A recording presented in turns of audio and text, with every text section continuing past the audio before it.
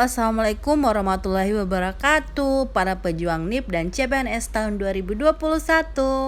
Terima kasih ya sudah dukung channel ini. Nah, teman-teman, di sini saya akan membahas tentang keperawatan jiwa, yaitu mulai dari terapi aktivitas kelompok, rehabilitas pasien jiwa, dan fase halusinasi. Sebelum masuk ke pembahasan soal, jangan lupa tekan like, kemudian subscribe dan komen ya, biar saya tambah semangat buat videonya. Soal nomor 1. Perawat akan melakukan terapi aktivitas kelompok kepada pasien dengan gangguan persepsi sensori. Terapi aktivitas kelompok merupakan terapi A. Terapi modalitas, B. Terapi komplementer, C. Terapi jiwa, D. Terapi psikologi, atau E. Terapi kognitif. Silakan di-pause dulu videonya dan dijawab ya teman-teman. Oke, selamat yang menjawab A, yaitu terapi modalitas. Terapi modalitas merupakan terapi utama dalam keperawatan jiwa. Sebagai seorang terapis, perawat harus mampu mengubah perilaku maladaptif pasien menjadi perilaku yang adaptif serta meningkatkan potensi yang dimiliki pasien. Ada bermacam-macam terapi modalitas dalam keperawatan jiwa, seperti terapi individu, terapi keluarga, terapi bermain, terapi lingkungan, dan terapi aktivitas kelompok. Nah, teman-teman, terapi aktivitas kelompok ini atau TAK yang akan kita bahas lebih dalam karena ini katanya banyak muncul dalam soal SKB CPNS perawat, baik itu ahli pertama ataupun perawat terampil. Oke, lanjut ke soal selanjutnya. Oke, lanjut nomor 2. Seorang wanita berusia 21 tahun diantar di rumah sakit jiwa karena sering berbicara dan tertawa sendiri, menggerak-gerakkan mulut seperti sedang bercakap-cakap, melirikan mata ke kanan dan ke kiri. Setelah dirawat 2 minggu, saat ini pasien nampak lebih tenang dan kooperatif. Terapi apakah yang cocok untuk pasien di atas? A. TAK sosialisasi, B. TAK orientasi realita, C. TAK perawatan diri, D. TAK stimulasi sensori, atau E. TAK stimulasi persepsi. Jawaban yang paling tepat adalah E. TAK stimulasi persepsi. Mari kita bahas ya. Stimulasi persepsi yaitu terapi yang menggunakan aktivitas sebagai stimulus yang terkait dengan pengalaman dan atau kehidupan untuk didiskusikan dalam kelompok. Fokus terapi aktivitas kelompok stimulasi persepsi adalah membantu pasien yang mengalami kemunduran orientasi. Terapi ini sangat efektif untuk pasien yang mengalami gangguan persepsi seperti halusinasi, menarik diri, gangguan orientasi realitas, kurang inisiatif atau ide. Pasien yang mengikuti kegiatan terapi ini merupakan pasien yang ini ya, intinya yaitu pasien yang kooperatif, sehat fisik, dan dapat berkomunikasi verbal. TAK sosialisasi ini diindikasikan untuk pasien dengan isolasi sosial.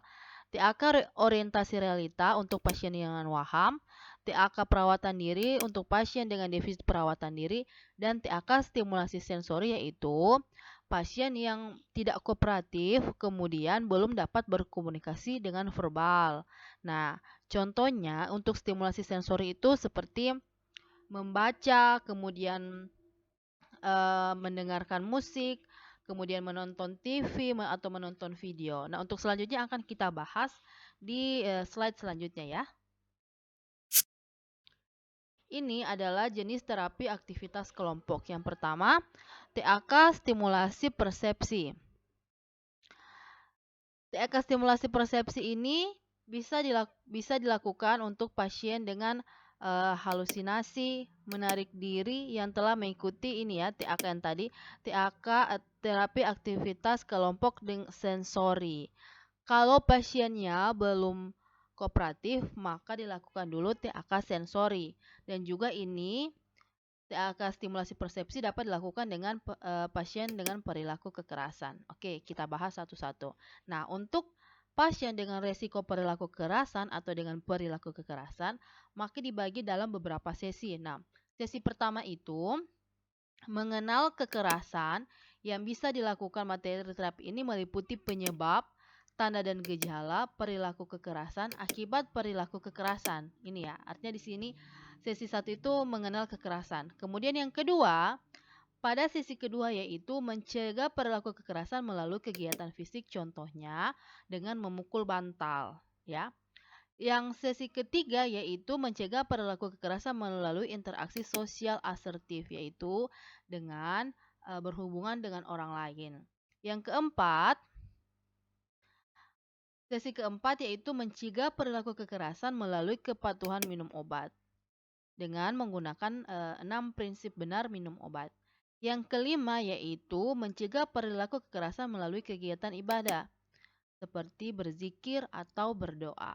Oke, lanjut.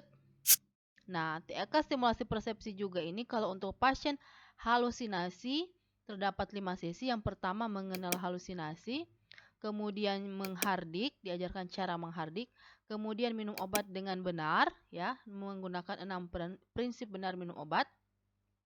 Lalu melakukan kegiatan dan yang terakhir yaitu bercakap-cakap dengan orang lain atau ngobrol dengan orang lain. Lanjut yang kedua yaitu jenis terapi TAK sosialisasi. Nah, tujuan dari terapi TAK sosialisasi adalah meningkatkan kemampuan sosialisasi pada pasien dengan ISOS atau isolasi sosial. Nah, kriteria pasien yang dapat mengikuti terapi aktivitas kelompok sosialisasi ini adalah yaitu yang pertama, pasien menarik diri yang cukup kooperatif. Ini ya, harus pasien yang kooperatif. Yang kedua, klien yang sulit mengungkapkan perasaannya melalui komunikasi verbal. Yang ketiga, klien dengan gangguan menarik diri yang telah dapat berinteraksi dengan orang lain. Yang keempat, klien dengan kondisi fisik yang dalam keadaan sehat, yaitu tidak sedang mengidap penyakit fisik tertentu seperti diare, tipoid, dan lain-lain. Ini ya. Selanjutnya yaitu klien halusinasi yang sudah dapat mengontrol halusinasinya. Dan yang terakhir yaitu klien dengan riwayat marah atau amuk yang sudah tenang. Nah, di sini disebutkan bahwa klien halusinasi yang sudah dapat mengontrol halusinasinya. Jadi, yang pertama yaitu pada pasien halusinasi diberikan terapi aktivitas kelompok stimulasi persepsi. Apabila pasien sudah dapat mengontrol halusinasinya, maka dilanjutkan dengan TAK sosialisasi. Ini ya, ini yaitu klien yang sudah dapat mengontrol halusinasinya. Kalau belum dapat mengontrol, maka dilakukan TAK stimulasi persepsi. Kita lanjut ya. Yang kedua yaitu TAK sosialisasi ini untuk pasien dengan isolasi sosial. Nah, terbagi dalam 7 sesi, yaitu yang pertama memperkenalkan diri, kemudian berkenalan, bercakap-cakap topik tertentu, kemudian bercakap-cakap masalah pribadi, kemampuan bekerja sama, dan evaluasi kemampuan sosialisasi. Kemudian TAK stimulasi sensori, yaitu isolasi pada pasien dengan isolasi sosial, menarik diri, HDR yang disertai ini, kurangnya komunikasi verbal atau pasien yang non-kooperatif. Jadi teman-teman, apabila pasien itu masih berkurang komunikasi atau belum dapat berkomunikasi secara verbal dan kurang kooperatif, maka dilakukan dulu TAK stimulasi sensori. Apabila pasien sudah berkomunikasi dengan baik dan sudah kooperatif, maka dilanjutkan dengan stimulasi persepsi. Nah, selanjutnya yaitu dengan TAK sosialisasi. Jadi, bisa dibedakan stimulasi sensori, sosialisasi, dan yaitu persepsi ya. Nah, kita kembali lagi ke soal. Di sini di soal, kata kuncinya yaitu saat ini pasien nampak lebih tenang dan kooperatif. Sehingga TAK yang paling tepat digunakan yaitu TAK stimulasi persepsi. Nah, teman-teman, tips agar kita tepat untuk menjawab terapi yang cocok untuk pasien. Yang pertama yaitu kita tentukan dulu diagnosa dari soal ini. Dari soal ini kita ketahui bahwa diagnosa keperawatan itu halusinasi. Jadi opsi A, B, C ini sudah gugur sebenarnya ya. Sisa opsi D dan E. Di soal kata kuncinya itu pasien nampak lebih tenang dan kooperatif sehingga yang paling tepat adalah stimulasi persepsi. Karena untuk sensori itu untuk pasien yang kurang kooperatif atau pasien yang tidak dapat berkomunikasi secara verbal. Oke, bisa dibedakan ya teman-teman. Karena ini soal yang sering muncul pada SKB perawat baik itu D3 ataupun nurse. Lanjut nomor 3. Saat kunjungan keluarga ditemukan seorang perempuan usia 35 tahun baru 1 minggu pulang dari perawatan di rumah sakit jiwa. Pasien nampak cukup tenang dan mandiri dalam menjalankan kegiatan sehari-harinya. Pasien masih malu berbaur dengan masyarakat. Pasien mengatakan senang menjahit dan membuat anyaman. Jenis rehabilitas apakah yang tepat pada pasien di atas? A. Terapi okupasional, B. Terapi edukasional, C. Rehabilitas vokasional, D. Terapi okupasi realitas, E. Terapi kelompok dan keluarga. Oke, dicari kata kuncinya, kemudian dijawab. Selamat yang menjawab C, yaitu rehabilitasi vokasional. Mari kita bahas.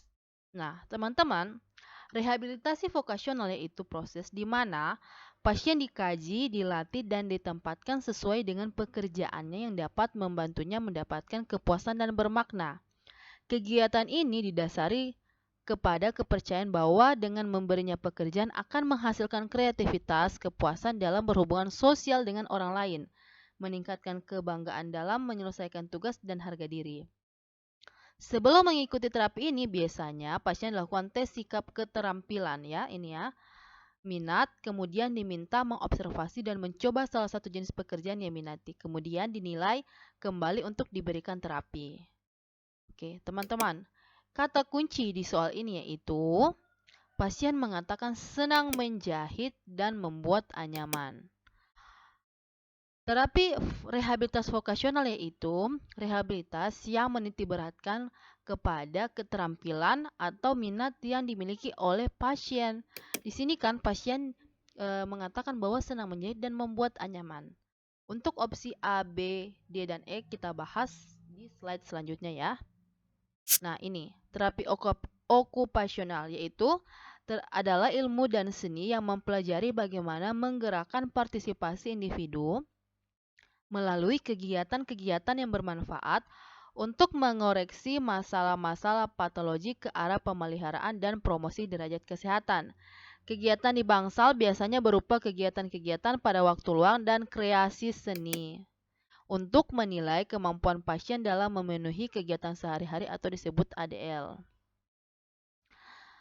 Selain itu, diberikan juga kegiatan pendidikan latihan vokasional untuk bekal bekerja di masyarakat. Dengan terapi ini mendorong pasien untuk mengembangkan minat dan mempertahankan keterampilan lama mempelajari keterampilan baru.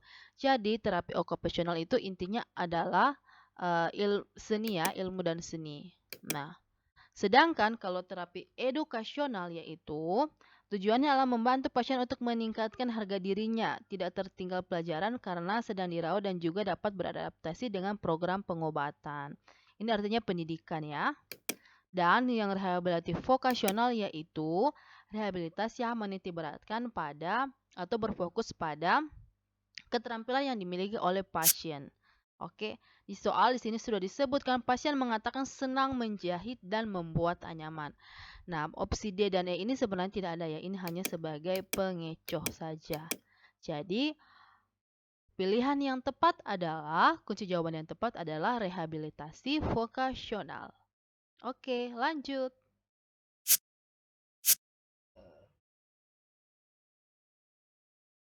Nomor 4. Seorang wanita usia 36 tahun datang ke poliklinik untuk menjalani kemoterapi. Pada saat dilakukan pengkajian, didapatkan data tekanan darah 100/70, nadi 68 kali per menit, pernafasan 16 kali per menit, Suhu 38,2 derajat Celcius, pasien tampak selalu menundukkan kepala. Pasien tampak kurus, payudara tampak tidak simetris. Kulit pada kedua ekstremitas atas tampak menghitam. Pasien mengatakan selalu merasa nyeri saat dilakukan kemoterapi. Pasien mengatakan tidak percaya diri setelah payudara kanannya diangkat. Apakah masalah utama kasus di atas? Oke, silakan dicari kata kuncinya, dianalisa soalnya dan dijawab. Jawaban yang paling tepat adalah C, yaitu gangguan citra tubuh. Nah, teman-teman, gangguan citra tubuh itu diagnosa SDKI yang merupakan diagnosa keperawatan yang ditegakkan pada pasien yang mengalami masalah gangguan citra tubuh. Gangguan citra tubuh yaitu perubahan persepsi tentang penampilan, struktur, dan fungsi fisik individu. Di soal, pasien mengatakan, ini ya kata kuncinya, pasien mengatakan tidak percaya diri setelah payudara kanannya diangkat. Ini merupakan masalah gangguan citra tubuh. Kenapa bukan A, nyeri? Di soal memang disebutkan bahwa pasien merasa nyeri. Namun, untuk mengangkat diagnosa nyeri itu harus ada pengkajian mengenai PQRST, yaitu skala nyerinya, kemudian nyeri dilakukan nyeri dirasakan di bagian tubuh yang mana. Nah, ini data tidak mendukung untuk diangkat diagnosa nyeri.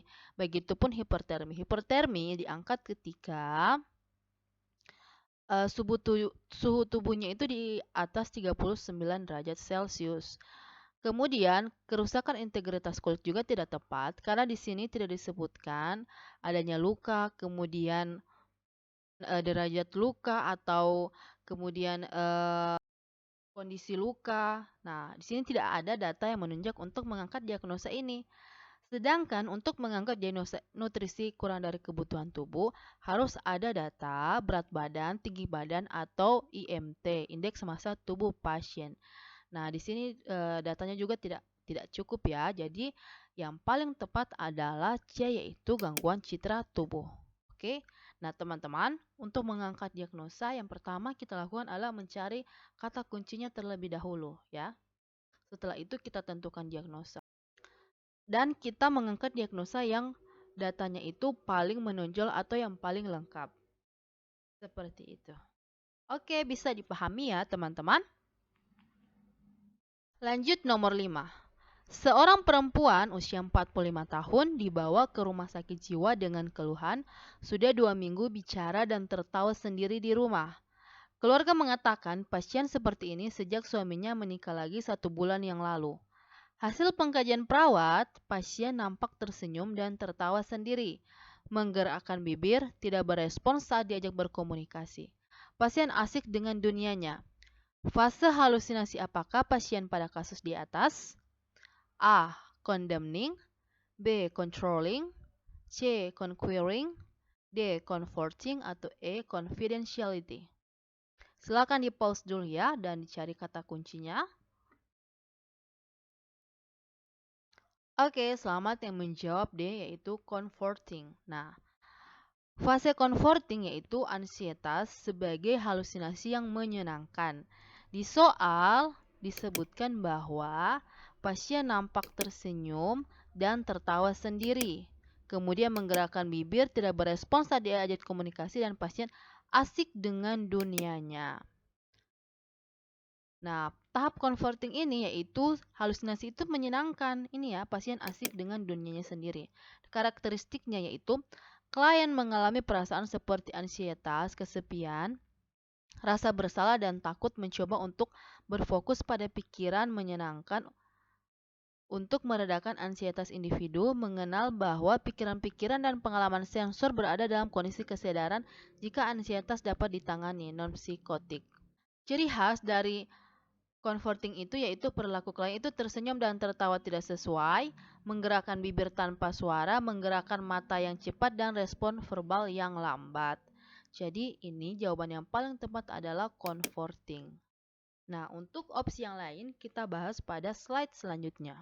Ini ya, fase-fase halusinasi itu ada 4, yaitu pertama comforting, itu artinya nyaman ya, pasien nyaman dan asik dengan halusinasinya.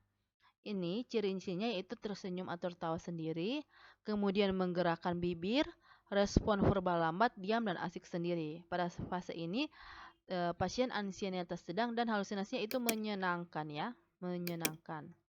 Kemudian fase selanjutnya itu condemning. Nah, di sini halusinasi itu dianggap sebagai sesuatu yang menjijikan.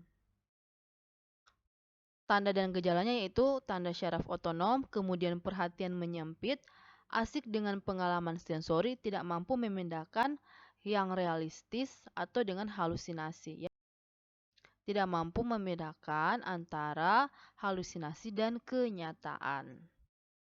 Yang ketiga itu controlling. Nah, di sini ansietas berat kemudian pengalaman sensori yang berkuasa. Ciri-cirinya yaitu lebih mengikuti halusinasi, sukar berinteraksi atau susah untuk berinteraksi, perhatian menyempit, kemudian tanda fisik ansietas. Ini ya. Lanjut yang keempat yaitu conquering. Nah, di sini pasien sudah panik dan melebur dalam pengaruh halusinasi. Cirinya yaitu perilaku teror, kemudian risiko suicide dan homicide, aktivitas fisik mengikuti halusinasi, kemudian tidak berespon terhadap perintah dan tidak mampu berespon lebih dari satu orang. Ini adalah fase-fase halusinasi. Jadi diingat ya ada 4 fase, yaitu yang pertama converting, yaitu halusinasi menyenangkan, ini kata kuncinya. Kemudian condemning, yaitu menjijikan. Controlling, yaitu sensor berkuasa. Dan yang keempat conquering, yaitu melebur dalam pengaruh halusinasi. Ini ya sudah paling parah, ini sudah panik, kemudian melebur dalam pengaruh halusinasi ya. Oke, lanjut. Nomor 6. Seorang perempuan berusia 18 tahun dirawat di rumah sakit jiwa sejak sebulan yang lalu dengan diagnosa halusinasi. Hasil observasi, pasien nampak menyendiri di kamar. Pasien mengatakan, "Awas suster, ada kelabang di kepala suster." Kenyataannya tidak ada apa-apa. Pasien nampak tegang dan lepas kendali, tekanan darah 140/100, nadi 110 kali per menit, pernafasan 26 kali per menit. Fase halusinasi apakah pasien pada kasus di atas? A. Condemning, B. Controlling, C. Conquering, D. Comforting, atau L. Confidentiality. Oke, dicari kata kuncinya sudah dibahas pada slide sebelumnya. Oke, selamat yang menjawab A, yaitu fase condemning. Nah, yaitu fase di mana ansietas berat dan halusinasi itu memberatkan. Perilaku klien ciri khasnya itu peningkatan saraf otonom yang menunjukkan ansietas, peningkatan tekanan darah, ini ya. Di sini kita lihat tekanan darah pasien 140 sementara usianya masih berusia 18 tahun. Kemudian peningkatan nadi dan pernafasan, ini ya. Penyempitan kemampuan konsentrasi dan kehilangan kemampuan membedakan halusinasi dan realita. Di sini pasien mengatakan, "Awas suster, ada kelabang." Kenyataannya ini ya, tidak ada apa-apa. Nah, ini merupakan ciri khas dari fase yang kedua yaitu condemning. Jadi jawaban yang paling tepat adalah A, condemning. Bisa dipahami teman-teman, bisa dibedakan? Oke, pasti bisa lah ya. Oke, lanjut. Nomor 7. Seorang wanita berusia 25 tahun diantar ke rumah sakit jiwa sejak 1 bulan yang lalu karena mengamuk. Saat ini, pasien lebih sering bicara dan tertawa sendiri, menggerak-gerakkan mulut seperti sedang bercakap-cakap, melirikan mata ke kanan dan ke kiri. Ekspresi wajah tegang dan berjalan mondar-mandir dan kadang marah serta rambut acak-acakan. Apakah strategi pelaksanaan pertama atau SP1 sesuai dengan kasus di atas? A. Menghardik halusinasi, B. Bercakap-cakap dengan orang lain, C. Melakukan aktivitas yang terarah, D. Menggunakan obat secara teratur, E. Meningkatkan kontak dengan realita. Silakan dijawab dulu, dicari kata kuncinya. Oke, sudah. Selamat yang menjawab A. Nah, teman-teman, untuk menjawab soal seperti ini, hal yang pertama harus kita lakukan adalah kita tentukan dulu diagnosa apa pada kasus atau soal ini. Kata kuncinya adalah pasien saat ini pasien lebih sering bicara dan tertawa sendiri. Ini adalah tanda dan gejala pasien dengan halusinasi. Nah, kalau kita sudah dapat diagnosa keperawatannya itu halusinasi, maka kita hubungkan SP1 halusinasi itu yaitu menghardik halusinasi. Nah, ini ya, ingat SP halusinasi itu yang pertama menghardik, kemudian minum obat, bercakap-cakap, dan aktivitas terjadwal. Di sini ditanyakan SP1.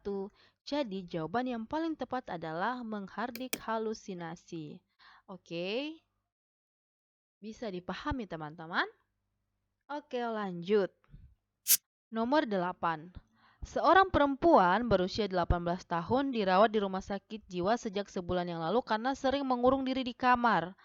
Hasil observasi, pasien sering duduk menyendiri di pojok kamarnya, tidur dengan posisi janin menghadap ke tembok. Saat ini pasien telah diajarkan cara berkenalan dengan satu orang dan telah bisa melakukannya. Apakah jenis TAK yang tepat pada pasien tersebut? A. TAK sosialisasi, B. TAK orientasi realita, C. TAK perawatan diri, D. TAK stimulasi kognitif, atau E. TAK stimulasi persepsi. Oke, jawaban yang paling tepat adalah A. TAK sosialisasi. Oke, yang pertama kita tentukan dulu diagnosa dari pasien ini, yaitu diagnosanya, ya betul, isolasi sosial. Maka jawaban yang paling tepat adalah TAK sosialisasi. Di sini hasil observasinya pasien sering duduk menyendiri di pojok kamarnya. Ini ya, menghadap ke tembok. Kemudian, saat ini juga pasien sudah kooperatif karena disebutkan di soal bahwa pasien telah diajarkan cara berkenalan dan telah bisa melakukannya. Nah, ingat ya, untuk TAK sosialisasi ini harus dengan pasien yang kooperatif ya. Jadi yang paling tepat yaitu jawabannya A, TAK sosialisasi. Oke, bisa teman-teman? Bisa dibedakan? Oke, lanjut. Lanjut nomor 9. Berikut ini adalah berbagai cara untuk mengontrol perilaku kekerasan, kecuali A. Secara sosial atau verbal, yaitu dengan meminta, menolak, dan mengungkapkan perasaan dengan cara baik. B. Secara fisik, yaitu tarik nafas dalam dan pukul bantal. C. Minum obat secara teratur. D. Secara spiritual, yaitu berdoa. Atau E. Menghardik dan latihan fisik. Oke, silakan diingat-ingat dulu untuk SP perilaku kekerasan. Nah, jawaban yang benar adalah E, yaitu menghardik dan latihan fisik. Karena di soal disebutkan di sini kecuali ya, kecuali. Opsi A ini merupakan SP dari perilaku kekerasan ya. A, B, C, dan D ini masuk dalam SP untuk pasien dengan perilaku kekerasan. Sedangkan opsi E, menghardik, ini untuk pasien dengan halusinasi ya. Latihan fisik sudah betul, tapi di sini ada kata menghardik ya. Jadi ini salah karena ini untuk pasien dengan halusinasi. Oke, bisa dipahami ya teman-teman? Nomor 10. Seorang perempuan umur 25 tahun masuk rumah sakit jiwa 2 minggu lalu karena sering mengamuk dan membanting barang. Hasil pengkajian, klien mengatakan saya sangat tidak berguna dan jelek. Saya sangat malu. Rasanya saya lebih baik mati saja. Dari keterangan keluarga, hal tersebut terjadi sejak 2 bulan yang lalu setelah pasien ditinggalkan oleh kekasihnya yang menikah lagi dengan orang lain. Dari data observasi, pasien kurang mempertahankan kotak mata, wajah sedih saat bercerita. Apakah masalah keperawatan utama pada kasus di atas? A. Isolasi sosial, B. Risiko menarik diri, C. Harga diri rendah akut, D. Harga diri rendah kronis, atau E. Perilaku kekerasan. Jawaban yang paling tepat adalah C, yaitu harga diri rendah akut. Oke, nah teman-teman, untuk soal keperawatan jiwa, yaitu tips soalnya yaitu here and now, yaitu fokus pada pengkajian saat ini. Nah, di sini disebutkan pasien mengamuk dan membanting barang, tetapi itu sudah terjadi 2 minggu lalu. Untuk soal keperawatan jiwa yang kita ambil yaitu hasil observasi saat ini oleh perawat. Jadi di sini disebutkan bahwa hasil pengkajian, kemudian hasil data observasi. Nah, ini yang kita fokuskan. Kalau sudah disebutkan 2 minggu lalu, nah ini tidak perlu menjadi fokus. Yang jadi fokus adalah pengkajian saat ini. Meskipun 2 minggu lalu pasien mengamuk dan membanting, tetapi pada saat ini dari data observasi yaitu pasien mengatakan bahwa saya sangat tidak berguna dan jelek. Ini juga dikatakan bahwa pasien kurang mempertahankan kontak mata, wajah sedih saat bercerita. Ini merupakan tanda-tanda atau ciri khas dari harga diri rendah akut. Kenapa bukan kronis? Kronis yaitu harga terjadi lebih dari 3 bulan ya. Sedangkan di sini pasien masuk rumah sakit jiwa itu 2 minggu yang lalu. Nah, jadi teman-teman, harga diri rendah akut yaitu terjadi kurang dari 3 bulan, sedangkan yang kronis itu lebih dari 3 bulan. Oke. Bukan perilaku kekerasan karena ini sudah 2 minggu lalu. Ini ya, bukan. Ini juga bukan dan ini juga belum tepat ya. Jadi jawaban yang paling tepat adalah C, yaitu harga diri rendah akut. Oke, bisa dipahami? Lanjut. Nah, ini ya jembatan keledainya atau untuk memudahkan teman-teman menghafal strategi pelaksanakan atau SP. Jadi ini halusinasi, ini ada 5, kemudian risiko bunuh diri, ini ada defisit perawatan diri, kemudian isolasi sosial, dan harga diri rendah dan perilaku kekerasan. Ini saya ambil referensi dari bukunya yang diterbitkan oleh Kemenkes tahun 2017. Teman-teman juga bisa download, yaitu judulnya tentang keperawatan jiwa ya, diterbitkan oleh Kemenkes tahun 2017. Ini saya hanya merangkum saja agar teman-teman lebih mudah untuk menghafal atau belajarnya. Oke, lanjut ya. Nah, ini ada PR untuk teman-teman, silahkan dibaca. Dan jawabannya silahkan dituliskan di kolom komentar. Ini nomor 11 dan nomor 12 juga PR ya, sudah dibahas tadi. Semoga teman-teman bisa menganalisa soal seperti ini karena ini katanya lumayan sering muncul pada SKB perawat, baik itu perawat D3 maupun yang nurse. Nah, ini teman-teman ya, dipahami soalnya. Dan jawabannya nomor 11 dan nomor 12 dituliskan di kolom komentar. Nah, teman-teman sebenarnya untuk materi jiwa ini cukup banyak. Cuman kalau saya bikin videonya dalam satu kali itu akan sangat lama ya. Dan susah untuk upload video dengan durasi yang lama. Makanya rencananya saya akan membuat part 2-nya untuk video selanjutnya, yaitu tentang respon marah, fase kehilangan, dan juga tentang apa yang dilakukan perawat ya, tindakan perawat dalam tiap fase marah. Oke? Apakah teman-teman mau saya buatkan video itu atau langsung beralih ke materi lain? Silakan dituliskan di kolom komentar. Oke, teman-teman, tetap semangat para pejuang NIP dan pejuang CPNS. Tetap belajar, tetap fokus, sering-sering latihan soal. Semoga teman-teman dimudahkan dan lulus CPNS dengan nilai paling tinggi di sesi dan formasinya. Akhir kata, wabillahi taufiq wal hidayah. Wassalamualaikum warahmatullahi wabarakatuh. Jangan lupa di subscribe ya.